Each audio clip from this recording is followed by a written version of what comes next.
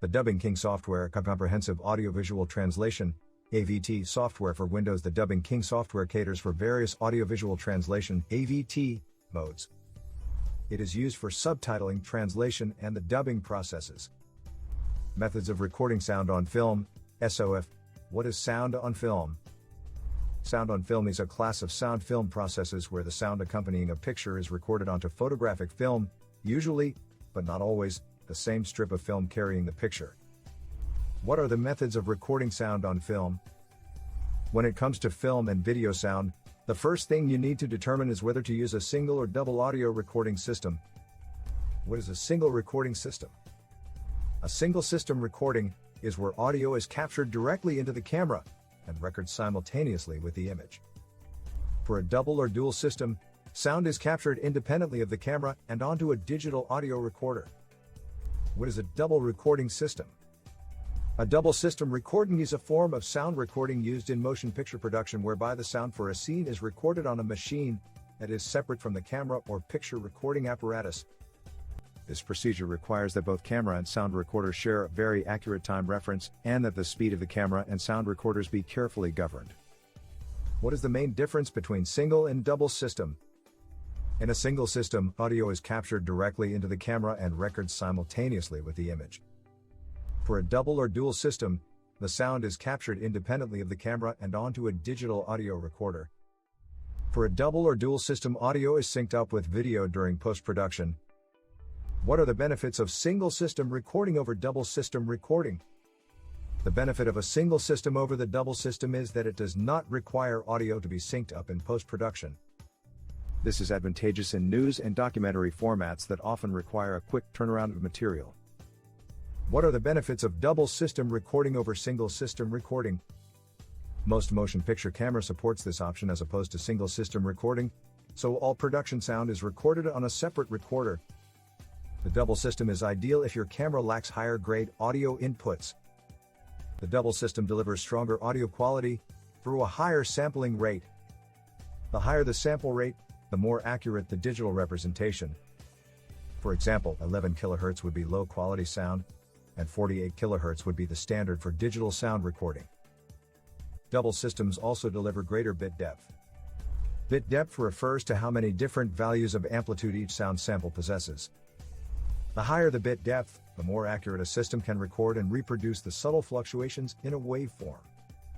For example, 16-bit audio, which is standard for a digital audio recorder, can capture 65,536 different values of sound. This contributes to the richness and complexity of the sound recording. Audio does not have to be tethered to the camera. Different types of microphones for recording sound on film. What are the different types of microphones? When picking out a microphone, the first thing to decide is what type of microphone you need. If you're a vocalist who records in studios, a condenser mic is a smart choice. However, for anyone who performs live, a dynamic mic should be your go-to microphone. Time to break down the various microphone types and when to use them. Shotgun microphones. What's great about this Zeppelin-shaped device is that it can pick up audio without capturing excess environmental noise. Often the shotgun microphone is mounted to a boom pole where it can be held above or below an actor to capture dialogue. Also, windshield accessories such as a blimp or the cuddly-sounding dead cat fit snugly over the microphone and reduce distortion. Dynamic microphones. Dynamic microphones are what you picture when you typically think of a microphone. The same that most performers hold when singing. Although a dynamic mic lacks the directional capacity as a shotgun microphone, it is excellent for recording in loud spaces. These mics don't require external power and lack an internal amplifier. Because of this, they tend to be used during broadcasts or performances. Dynamic mics are the workhorses of the microphone world. They're cheap, durable, and sound fantastic on some of the most common sources in the recording. Using a movable induction coil suspended in the field of a magnet, dynamic mics work like a speaker in reverse. Dynamic mics are responsive to transients and handle high SPL very well. This makes them a natural choice for loud sources like drum kit, close mics, and guitar and bass cabs. Given how affordable and versatile they are, there should definitely be a dynamic mic or two in your collection. And if you only have room for one, there's really only a single serious contender, the Shure SM57. The versatile SM57 is one of the most accessible tools in recording.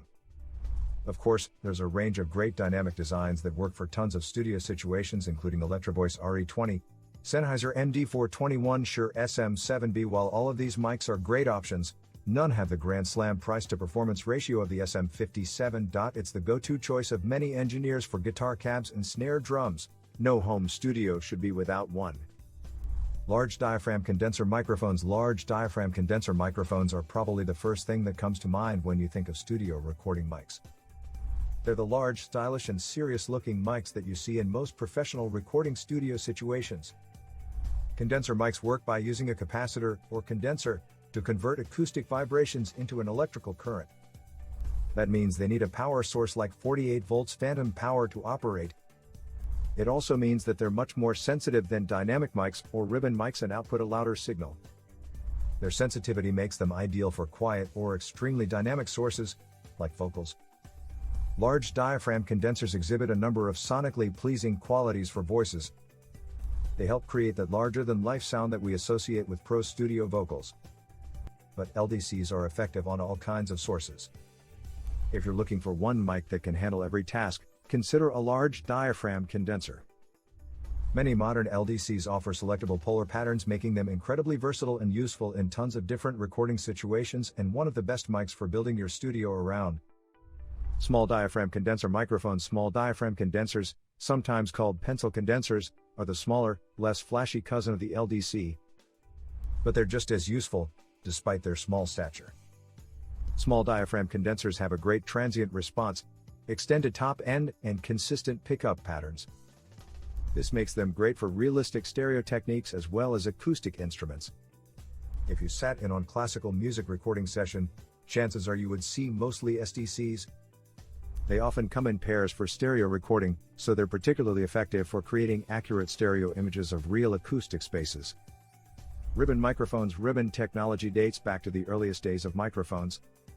Photos from the golden age of broadcasting are filled with presenters speaking into classic ribbon mics. Ribbon microphones use an ultra-thin, wait for it, ribbon of electroconductive material suspended between the poles of a magnet to generate their signal. Early ribbon designs were incredibly fragile. Moving them improperly, or even subjecting them to high SPL, could cause the ribbon to break. But their sound was worth the trade-off in durability. Ribbon mics are prized for their warm, vintage tone. They're perfect for when you need to tame excessive or harsh high-end sources like guitar amps, drum overheads, or brass. Ribbon microphones naturally produce a perfect figure-8 polar pattern and respond to EQ extremely well. Hot tip: even though today's ribbon mics aren't quite as fragile as the early designs, they're still easier to damage than dynamics or condensers. Be careful while handling them. The most important rule of ribbons is never ever supply 48 volts phantom power to ribbon mics. You risk electrocuting the ribbon itself. Lavalier microphones. The lavalier microphone, or lav, is an omnidirectional microphone that clips onto the costume of an actor. These tend to be used if an actor is moving around often. However, the placement of the mic is key. Because the lavalier microphone lacks the frequency balance of other devices, it can add an unwanted nasal quality to the dialogue. Also, the lavalier microphone operates through a wireless system. This, of course, offers a greater degree of movement but eats through battery life rather quickly. There's also the risk of radio interference ruining a take. When the option is available, the security of a wired connection is always preferred in sound recording. What are microphone polar patterns? The polar pattern of a microphone is the sensitivity to sound relative to the direction or angle from which the sound arrives, or easier worded, how well the microphone hears sound from different directions. What are the different types of microphone polar patterns? Omnidirectional.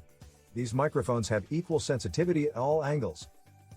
An omnidirectional mic can be placed at the center of a room faced in any direction and would be able to pick up sound coming from anywhere in the entire room. Bidirectional, more commonly referred to as figure-8 polar patterns, pick up sound at equal levels from the front and rear of a microphone, but do their best to ignore the sound from the sides.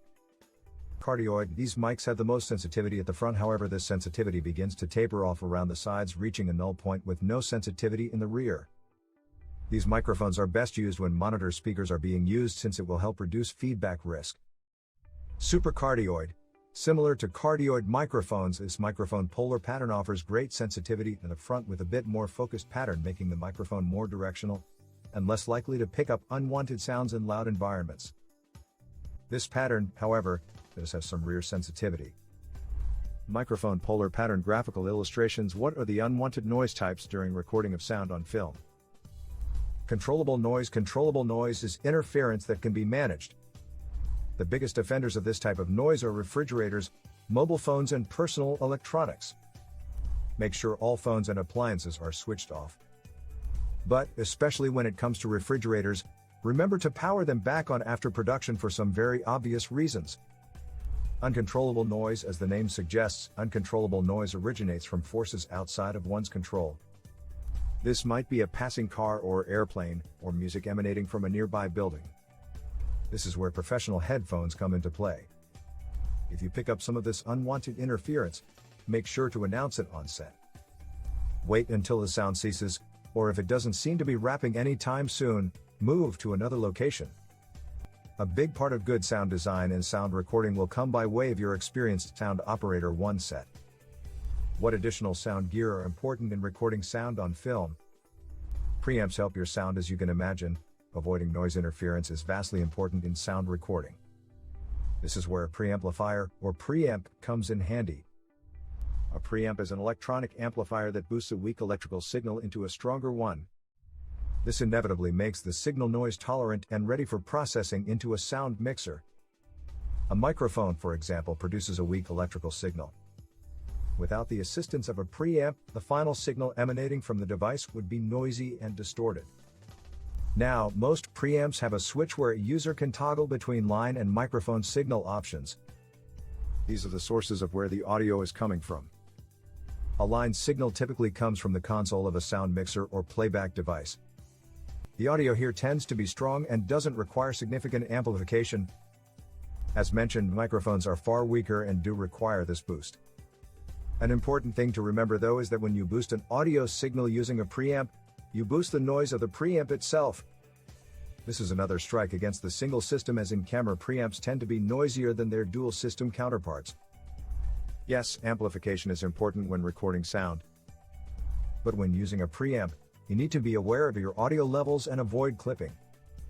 Clipping occurs when an amplifier is overdriven and forced to deliver an audio output that is beyond its capacity. Basically, the clipping point is the maximum level of loudness. Keep at least an 18 decibel difference between ambient noise and your desired signal.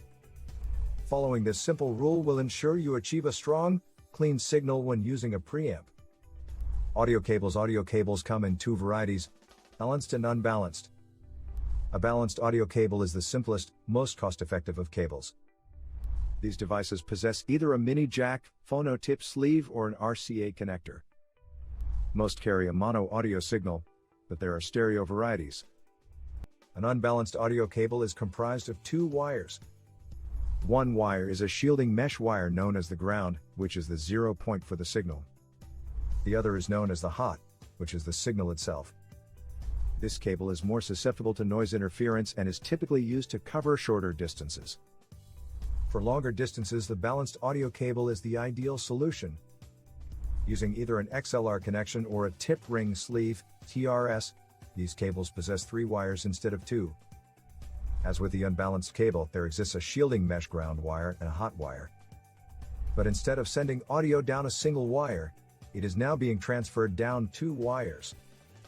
Along with a hot wire, there is now a cold wire. When an audio signal reaches the end of one wire, it reverses itself and travels down the other.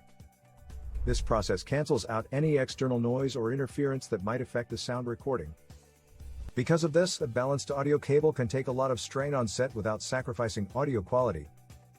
As with all of this sound recording equipment, it's about determining what is going to benefit your movie the most. Well, the same holds true for sound capture. In preparing for a production, the sound team should gather and test their gear. This process includes testing batteries and making sure hard drives or tapes contain enough storage space. Also, it's important to make sure that there's no controllable ambient sound that could cause interference. The sound team might also record what is known as a buzz track. A buzz track is a track of silence captured on a location that can be used in editing later to cover up any unwanted noise. What are some tips and techniques for recording sound on film? 1. Tips when recording sound duties on set. Okay, with the preparations taken care of, it's time for the shoot. At the start of each take, the first AD will say, "Roll sound." The sound technician will then press the record button on their digital audio recorder. Moments later, the sound technician will call back with speed, or rolling sound. The AD will then repeat this process with the camera and the take will proceed until the director yells cut. This process will repeat throughout the shoot. After each take, the sound team will complete a sound report sheet. The document tells the editor what is recorded on each tape, track or hard drive. 2. Tips while conducting rehearsals. As expected, communication is key on a film set. And nowhere is it more important than in connection with the sound recording process. During on-set rehearsals, the sound team will discuss and determine the appropriate recording levels, as well as microphone and actor placement. For example, if the dialogue is too quiet, the background noise will overpower it once the audio is compressed. The point, of course, is to create an environment where sound capture will be clean and without drop-off. 3. Tips when you encounter a problem with sound capture. Being a vital component to the movie-making process, it's imperative that the sound team makes the rest of the production aware of any issues that may arise during recording. You will be able to hear things they cannot, so don't assume they're aware of every issue. Fair or not, they will hold you responsible later. This includes ambient noise interference or quiet dialogue. You may think, well, what's the big deal? We can just fix it in post-production anyways. Yes, perhaps. But it's always a better idea to get the desired sound recording on set, rather than waiting weeks or months to re-record it. Remember, if sound design is your business, you should have no problem voicing your concern and adding production value for $0. If you're a filmmaker on set, and your sound team brings up an issue that you then decide to ignore, you can lead a horse to water, but you can't make it drink. 4.